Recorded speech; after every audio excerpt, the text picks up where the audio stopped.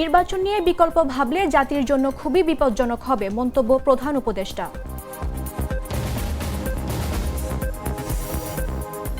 বাংলাদেশ ব্যাংকের ডেপুটি গভর্নরকে বিমানবন্দর থেকে ফেরত পাঠানো হলো।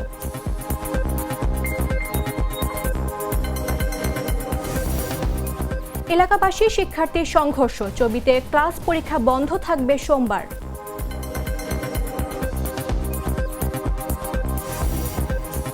বিএনপির ৪৭তম প্রতিষ্ঠাবার্ষিকী আজ।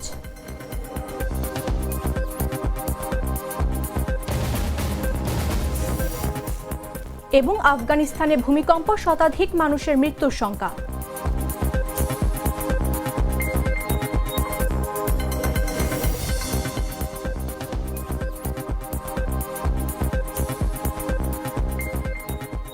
আমন্ত্রণ বেলা ১১টা নিউজে, আপনাদের সাথে রয়েছে আমি মামদুহা রাইসা।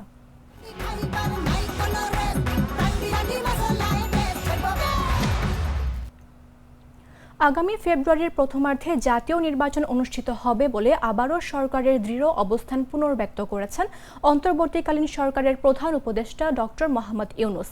তিনি বলেছেন, ফেব্রুয়ারির প্রথমার্ধে সুষ্ঠু ও উৎসবমুখর পরিবেশে নির্বাচন অনুষ্ঠিত হবে। নির্বাচন ছাড়া কোনো বিকল্প নেই। কেউ যদি নির্বাচন নিয়ে বিকল্প কোনো কিছু ভাবে, সেটা জাতির জন্য খুবই বিপজ্জনক হবে। রোববার রাতে প্রধান উপদেষ্টার বরাত দিয়ে তার প্রেস সচিব শফিকুল আলম সাংবাদিকদের এ তথ্য জানিয়েছেন। এদিন রাষ্ট্রীয় অতিথি ভবন যমুনায় বিকেল থেকে রাত পর্যন্ত ধারাবাহিকভাবে জামায়াত, এনসিপি ও বিএনপির সঙ্গে বৈঠক করেন প্রধান উপদেষ্টা। শফিকুল আলম বলেন, সব রাজনৈতিক দলকে প্রধান উপদেষ্টা নির্বাচন নিয়ে আবারও তার প্রতিশ্রুতি জানিয়েছেন। তিনি বলেছেন, নির্বাচন ছাড়া কোনো বিকল্প নেই। কেউ যদি নির্বাচন নিয়ে কোনো বিকল্প ভাবে, সেটা এই জাতির জন্য খুবই বিপজ্জনক হবে। প্রধান উপদেষ্টা জানিয়েছেন, স্পষ্টভাবে জানিয়েছেন, তিনি জাতির উদ্দেশ্যে ভাষণে নির্বাচনের যে সময় ঘোষণা করেছেন, নির্বাচন সেই সময়ের মধ্যে হবে। অর্থাৎ ফেব্রুয়ারির প্রথমার্ধে একটি অবাধ, সুষ্ঠু ও উৎসবমুখর পরিবেশে নির্বাচন অনুষ্ঠিত হবে। সকল রাজনৈতিক দলকে প্রধান উপদেষ্টা নির্বাচন নিয়ে আবারও তার প্রতিশ্রুতি জানিয়েছেন। তিনি বলেছেন, নির্বাচন ছাড়া কোনো বিকল্প নাই। কেউ যদি নির্বাচনের কোনো বিকল্প নিয়ে ভাবে, সেটা হবে এই জাতির জন্য গভীর বিপজ্জনক। সরকারি কর্মসূচিতে যোগ দিতে নামিবিয়া যাওয়ার পথে বিমানবন্দর থেকে ফেরত পাঠানো হয়েছে বাংলাদেশ ব্যাংকের deputy governor doctor Mohammad Habibur রহমানকে। রোববার বিকেল ৫টার ফ্লাইটে তার যাত্রার কথা থাকলেও শেষ মুহূর্তে ইমিগ্রেশন পুলিশ তাকে বাধা দেয়। কেন্দ্রীয় ব্যাংকের সংশ্লিষ্ট সূত্র জানিয়েছে, নামিবিয়ার অনুষ্ঠানে যোগ দিতে ডক্টর হাবিবুর রহমান সহ বাংলাদেশ ব্যাংকের মোট ১১ জন কর্মকর্তাকে আমন্ত্রণ জানানো হয়েছিল। বাকি ১০ জন যাত্রা করতে পারলেও কেবল তাকেই থামিয়ে দেওয়া হয়। বিমানবন্দর কর্তৃপক্ষ জানায়, ইমিগ্রেশন প্রক্রিয়া শেষ করার পর বিমানে ওঠার অপেক্ষায় ছিলেন ডক্টর হাবিবুর রহমান। হঠাৎ তাকে ডেকে জানানো হয়, সরকারের পক্ষ থেকে নির্দেশ এসেছে, তিনি বিদেশ ভ্রমণ করতে পারবেন না। এজন্য কর্তৃপক্ষ দুঃখ প্রকাশ করে। সম্প্রতি অর্থ মন্ত্রণালয়ে দুর্নীতির অনুসন্ধানে কেন্দ্রীয় ব্যাংকের গভর্নর, ডেপুটি গভর্নর এবং সরকারি বেসরকারি ২৬টি ব্যাংকের এমডি ও পরিচালকদের নাম দুদককে পাঠিয়েছে। ওই তালিকা ইমিগ্রেশন পুলিশের কাছেও পৌঁছেছে বলে জানা গেছে।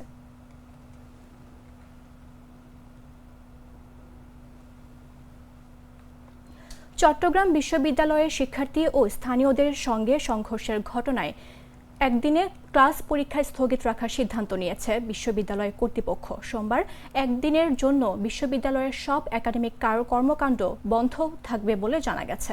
রোববার রাতে বিশ্ববিদ্যালয়ের পরীক্ষা নিয়ন্ত্রক অধ্যাপক মমতাজ উদ্দিন এ তথ্য জানান। রোববার দিনব্যাপী ২৪ শিক্ষার্থীদের সঙ্গে স্থানীয় বাসিন্দাদের দফায় দফায় সংঘর্ষের ঘটনা ঘটেছে। এতে উপাচার্য অধ্যাপক ডক্টর মোহাম্মদ কামাল উদ্দিন ও প্রক্টর মোহাম্মদ তানবীর হায়দার আরিফ সহ অন্তত ৭০ থেকে ৮০ জন শিক্ষার্থী আহত হন, যাদের মধ্যে অনেকের অবস্থা গুরুতর। আহতদের মধ্যে বেশ কয়েকজনকে চট্টগ্রাম মেডিকেল কলেজ হাসপাতালে ভর্তি করা হয়েছে। শিক্ষার্থীদের অভিযোগ, স্থানীয়রা দেশীয় অস্ত্র ও ককটেল নিয়ে হামলা চালায়। ঘটনার পর শিক্ষার্থীরা প্রধান ফটকে বিক্ষোভ শুরু করে হামলাকারীদের বিচার দাবি করেন। বিশ্ববিদ্যালয় প্রশাসন পরিস্থিতি শান্ত করার চেষ্টা করলেও স্থানীয়রা উত্তেজিত হয়ে ফের হামলা চালায়। পরিস্থিতি নিয়ন্ত্রণে আনতে চবির আশেপাশের এলাকায় ১৪৪ ধারা জারি করা হয় প্রশাসন।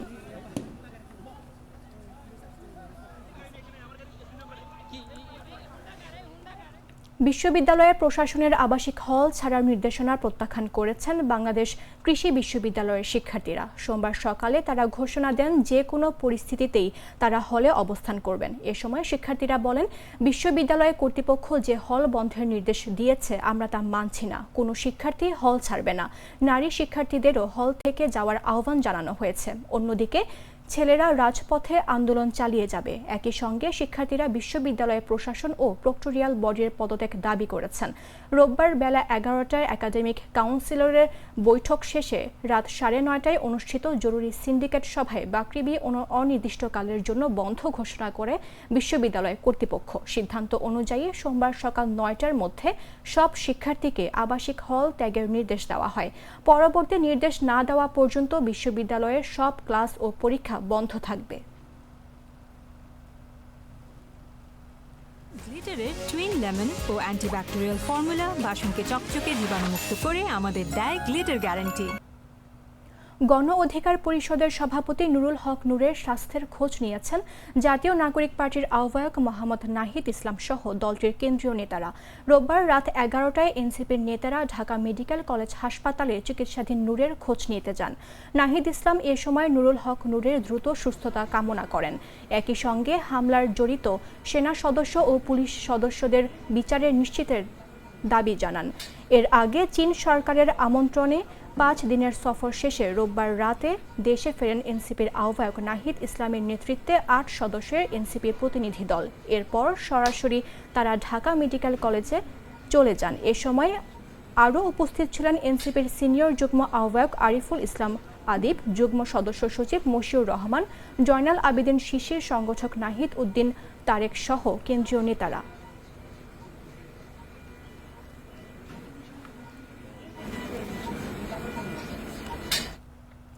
বাংলাদেশ জাতীয়তাবাদী দল তাদের 47তম প্রতিষ্ঠাবার্ষিকী আজ। এ উপলক্ষে 6 দিনের কর্মসূচি ঘোষণা করেছে বিএনপি।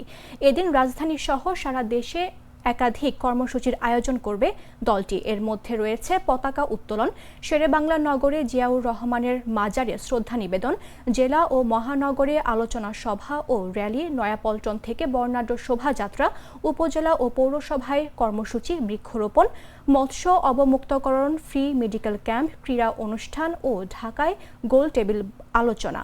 এছাড়া বিশেষ ক্রয়পত্র ও পোস্টারও প্রকাশ করেছে দলটি। প্রতিষ্ঠাবার্ষিকী উপলক্ষে দেওয়া এক বাণীতে দলটির ভারপ্রাপ্ত চেয়ারম্যান তারেক রহমান বলেন, বিএনপির প্রতিষ্ঠার মূল লক্ষ্য ছিল জনগণকে জাতীয়তাবাদী আদর্শে একত্রিত করা।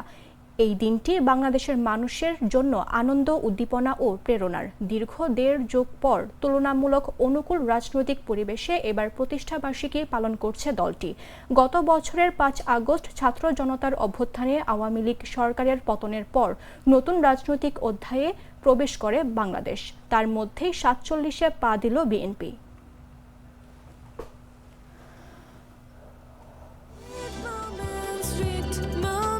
Treat chocolate. Treat moment. Sweet moment. জানাবো আন্তর্জাতিক সংবাদ।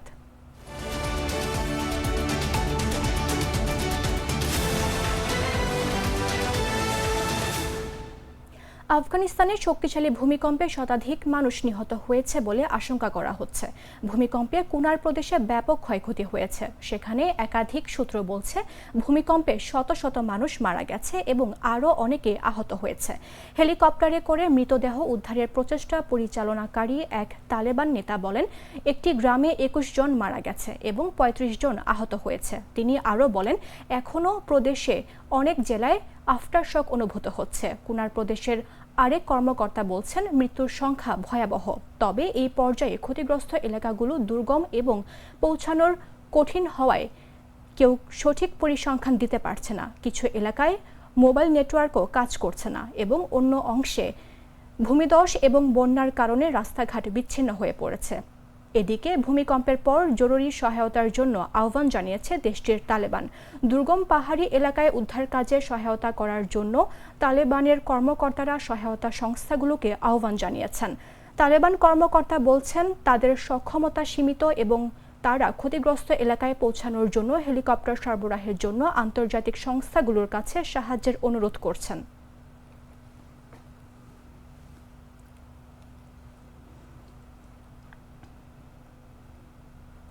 সংবাদ শেষ করব খেলার খবর জানিয়ে।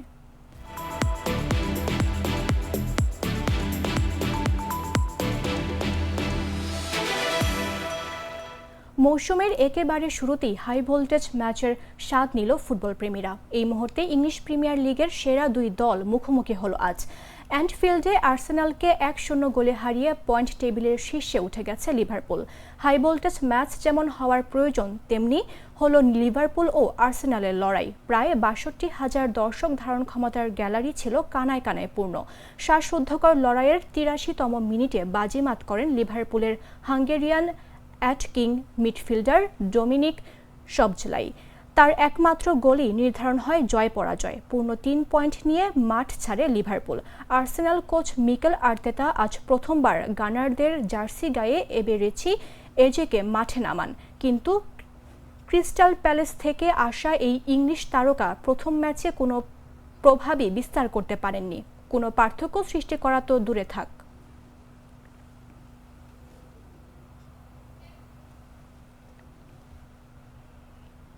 সংবাদ শেষ করার পূর্বে শিরোনামগুলো জানিয়ে দিচ্ছি আরও একবার।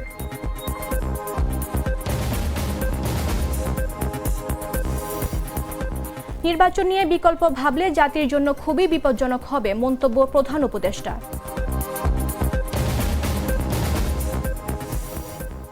বাংলাদেশ ব্যাংকের ডেপুটি গভর্নরকে বিমানবন্দর থেকে ফেরত পাঠানো হলো।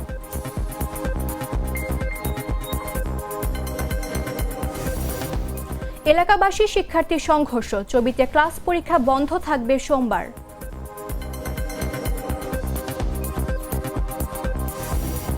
বিএনপির 47তম প্রতিষ্ঠাবার্ষিকী আজ।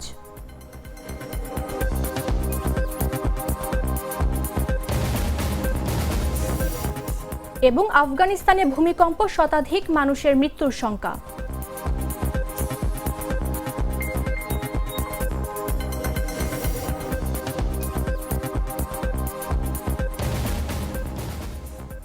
দর্শক, এই ছিল এখনকার মতো। প্রতি মুহূর্তে সর্বশেষ খবর জানতে ভিজিট করুন jagonews24.com। ফলো করুন আমাদের ভেরিফাইড ফেসবুক পেজ এবং সাবস্ক্রাইব করুন জাগো নিউজের ইউটিউব চ্যানেল।